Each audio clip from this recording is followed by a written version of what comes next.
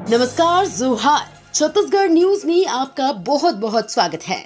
इससे पहले आप न्यूज को कहां से देख रहे हैं, कमेंट में जरूर बताएं। साथ ही चैनल को सब्सक्राइब करना बिल्कुल ना भूलें। छत्तीसगढ़ लोकसभा चुनाव के लिए कांग्रेस ने जारी की लिस्ट। छत्तीसगढ़ में लोकसभा चुनाव के लिए कांग्रेस ने उम्मीदवारों की पहली लिस्ट जारी कर दी है। इस लिस्ट में कई दिग्गजों का नाम है। पार्टी ने पूर्व मुख्यमंत्री भूपेश बघेल को राजनांदगांव से उम्मीदवार बनाया है। वहीं पूर्व मंत्री ताम्रध्वज साहू को महासमुंद से प्रत्याशी बनाया गया है। जांजगीर चांपा से शिव कुमार दहरिया, कोरबा से ज्योत्सना महंत, दुर्ग से राजेंद्र साहू और रायपुर से विकास उपाध्याय को उम्मीदवार बनाया गया है। छत्तीसगढ़ में उद्योग नहीं लगाने वालों को जारी होंगे नोटिस, जमीन आवंटन होगा निरस्त।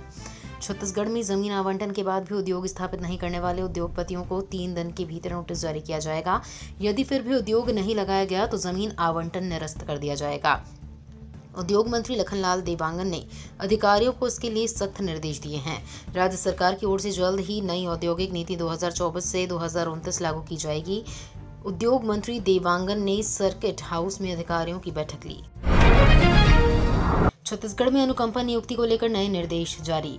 अनुकंपा नियुक्ति को लेकर नए निर्देश जारी किए गए हैं। इसके मुताबिक दिवंगत शासकीय सेवक के विभाग में अनुकंपा नियुक्ति के पद रिक्त नहीं होने पर आवेदन कलेक्टर को भेजे जाएंगे। अगर जिले में पद खाली नहीं मिले तो आवेदन संभागायुक्त को भेजा जाएगा और संभाग स्तर पर नियुक्ति दी जाएगी। अनुकंपा नियुक्तियों के आवेदकों के हितों को ध्यान में रखते हुए मुख्यमंत्री की विशेष पहल पर निर्णय लिया गया है। इसके लिए सामान्य प्रशासन विभाग ने पुनरीक्षित निर्देश 2013 में संशोधन कर सभी कलेक्टरों संभागायुक्तों को निर्देश जारी कर दिया था।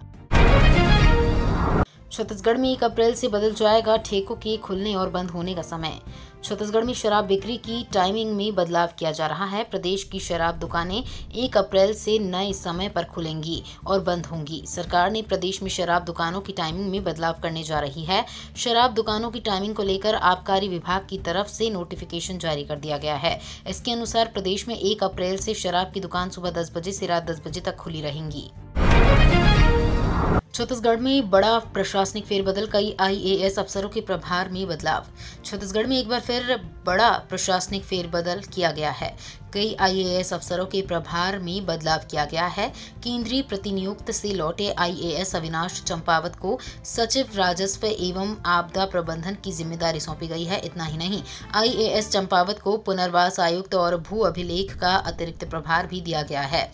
केंद्र में प्रतिनियुक्त से लौटे मुकेश कुमार को सचिव वित्त पदस्थ किया गया है। जल जीवन मिशन से छत्तीसगढ़ के गांव की बदली तस्वीर, अब पेयजल के नहीं जाते दूर। हर घर नल से जल के सपने को साकार करने के लिए प्रधानमंत्री नरेंद्र मोदी की ओर से शुरू किए गए जल जीवन मिशन के तहत प्रदेश के 33 जिलों के 50,571 घरों में पेयजल पहुंचाना है, जिनमें से 38,79,315 घरों में नल से जल के सपने को साकार किया जा चुका है। प्रदेश में 77.58% लक्ष्य को पूरा कर लिया गया है। शेष घरों में नल से जल पहुंचाने के लिए तेजी से काम हो रहा है। घर घर जल पहुंचने से गांव की तस्वीर बदल रही है। छत्तीसगढ़ की पहली एग्रीकल्चर महिला ड्रोन पायलट बेटी से दूर रहकर ली ट्रेनिंग। महिलाएं हर क्षेत्र में हैं वो प्रोफेशनल, जहां कभी महिलाएं नहीं रहीं, अब भारत की महिलाओं का डंका बज रहा है। छत्तीसगढ़ को पहली महिला एग्रीकल्चर ड्रोन पायलट मिली है। रायपुर की जागृति साहू ने राजस्थान मध्य प्रदेश की महिलाओं के साथ ग्वालियर में खास ट्रेनिंग हासिल की है। दोनों ही स्टेट को पछाड़कर ट्रेनिंग में टॉप किया। बिना अनुमति के कैंसर मरीजों का उपचार करने वाला इंदौर का ये अस्पताल होगा सील। वर्ष 2015 से बिना अनुमति के चितावद क्षेत्र में संचालित हो रहे देवी अहिल्या एवं रिसर्च सेंटर को सील करने के आदेश शुक्रवार को कलेक्टर आशीष सिंह ने दिए हैं। ऐसे में अब अस्पताल में भर्ती मरीजों को अन्य अस्पतालों में शिफ्ट किया जा रहा है। विगत 9 साल से बिना अनुमति अस्पताल संचालित हो रहा है, लेकिन स्वास्थ्य विभाग के अफसरों को भनक तक नहीं लगी। अदानी पावर जल्द करेगा लैंको का अधिग्रहण, सभी अड़चनें हुई दूर। कोरबा में पताड़ी में संचालित लैंको अमरकंटक पावर को अदानी समूह की अदानी पावर कंपनी एक पखवाड़े के अंदर अधिग्रहित कर लेगी। नेशनल कंपनी लॉ ट्रिब्यूनल में चल रही नीलामी प्रक्रिया लगभग पूरी हो चुकी है। कर्ज देने वाली कंपनियां अदानी पावर के ऑफर को मंजूर कर रेजोल्यूशन प्रोफेशनल को पत्र जारी कर चुकी है। अब केवल NCLT की अधिग्रहण आदेश जारी किए जाने की औपचारिकताएं ही शेष रह गई हैं। महाशिवरात्रि पर चंद्रशेखर रूप में विवाह रचाएंगे बाबा बूढ़ेश्वर नाथ। छत्तीसगढ़ के शिवालयों में महाशिवरात्रि की धूम है। विश्व के सबसे बड़े शिवलिंग गरियाबंद में स्थित भूतेश्वर मंदिर, रायपुर में बूढ़ेश्वर मंदिर, हटकेश्वर मंदिर के साथ सभी शिवालयों में महाशिवरात्रि पर दर्शन और जलाभिषेक करने श्रद्धालु उमड़े। बूढ़ेश्वर महादेव मंदिर में सुबह 4 से 6:30 बजे पंचामृत अभिषेक व भस्म आरती के साथ महाशिवरात्रि की शुरुआत हुई। बस्तर में जेलों की बदल रही स्थिति, 50 साल की जरूरतों के आधार पर काम शुरू।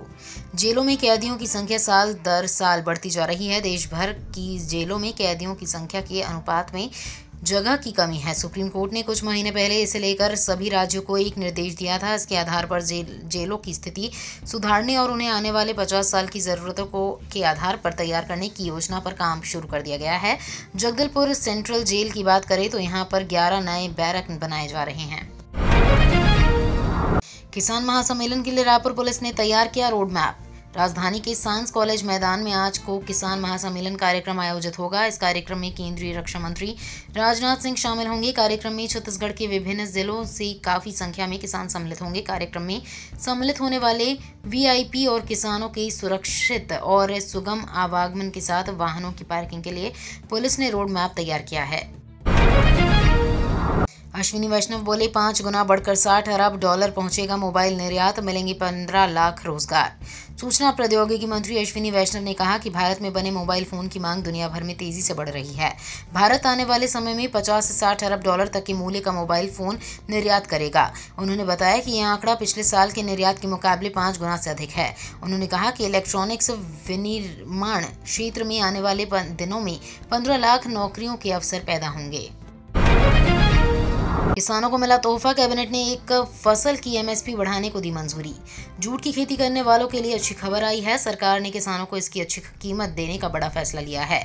इससे किसानों को जूट की फसल अपनाने में प्रेरणा मिलेगी। केंद्र सरकार ने अपनी सीजन की तुलना में 2023 से 24 सीजन के लिए जूट की मिनिमम सपोर्ट प्राइस में बढ़ोतरी कर दी है।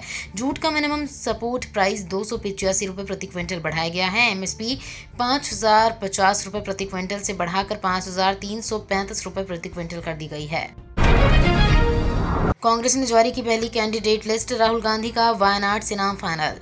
लोकसभा चुनाव 2024 के मद्देनजर कांग्रेस ने उम्मीदवारों की पहली लिस्ट जारी कर दी है। कांग्रेस की केंद्रीय चुनाव समिति की 7 मार्च को हुई बैठक में कई बड़े नाम तय किए गए हैं।